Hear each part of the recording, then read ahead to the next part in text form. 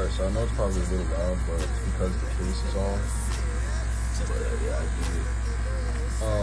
No, if you get these acrylic clear DVD holders or cases or mounts, whatever you want to call them, just beware, they sag like a motherfucker. Thank God I used this as a test CD. Look how it tore this shit up.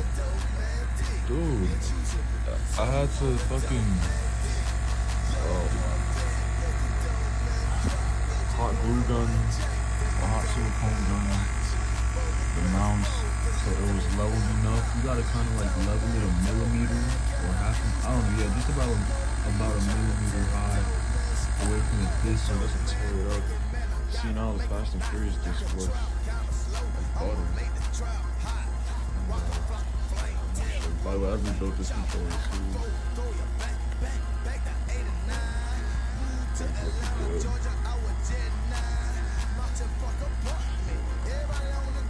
Now, like check, looks like a charm.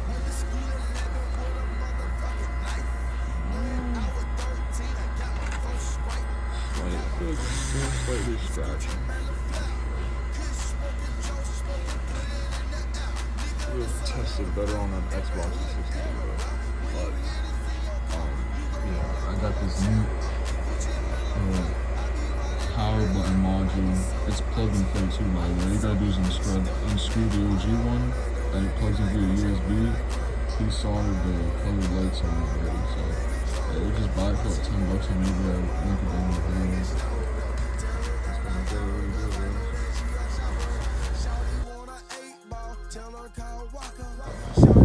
Alright guys, so build is done. I went through some bullshit, so I guess I had to rip out. Alright, so this is what happened.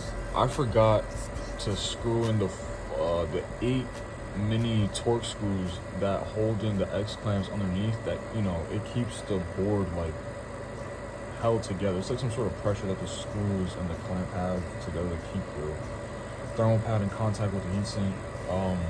And I didn't realize I forgot to put those little screws in. I put everything else in but those screws, and what happened was I started getting an ROD. I kept getting a red ring and not knowing what it was, so I stripped out the LED lights, turned this thing back on, it still wasn't working, took half the case back off, still wasn't working. Then I realized it was this screw here that wasn't, I also realized that it wasn't the screw here allowing the case to fully close as well. And to make it worse, it was the 8 screws underneath that were missing. So yeah, I butchered the LED job by accident. I didn't have to really remove them, but yeah, to put them back in is gonna be a hassle anyways. So I figure I might as well get some newer LEDs. Some short.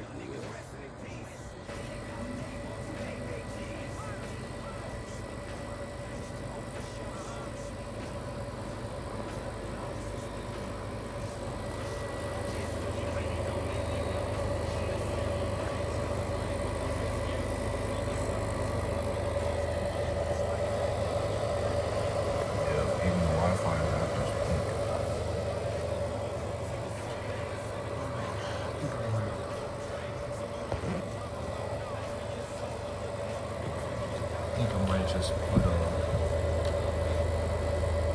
just for the fence. He's up there. Let's see.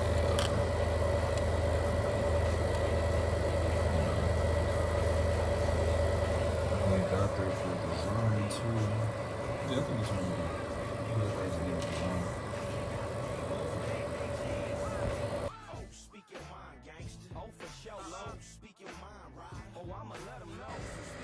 So yeah, another thing, the LED controller was, it came out through here. I'm gonna put in a new one that I can turn on and off, because the other one, it wasn't dynamic. It was basically once you plug it in, it stood on. It's pretty fucking annoying. Also, the back of the case, I made some specific cutouts for cooling purposes. And the fans blow pretty good. I didn't do a 12 volt mod. I left Everything else came in stock. Got this from base case.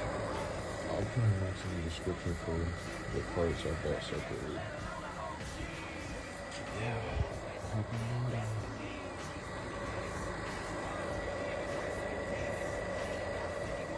This little top part will obviously be plugging the controller. So